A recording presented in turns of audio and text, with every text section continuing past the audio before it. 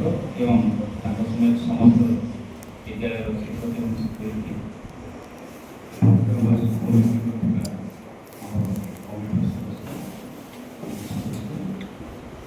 ବିଦ୍ୟାଳୟ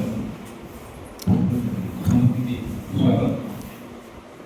ଆଜିର ଯେଉଁ ବିଷୟ ସମ୍ପର୍କରେ ଆମେ ସବିଶେଷ ଜାଣିବା ପାଇଁ ଏଠାରେ ଉପବିଷ୍ଟ କରିଛନ୍ତି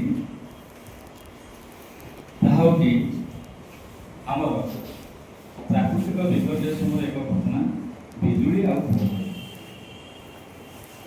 ଆମର ଟିକେ ଆଗରୁ ପ୍ରଧାନ ଶିକ୍ଷକ ଏବଂ ବିଭାଷା ଯେଉଁ କଥା କହିଲେ ବିଲେ ଯେ ପ୍ରଥମ ହେଉଛି ଆମର ସତର୍କତା।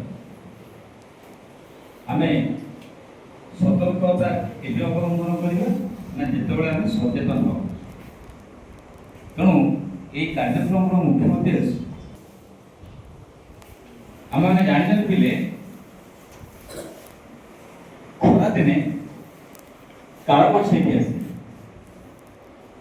ଯାହାକୁ ଆମେ ଥଣ୍ଡର ବୋଲି କୁହନ୍ତି କାଳବୈଶାଖୀ। ସେ ସମୟରେ ହଠାତ୍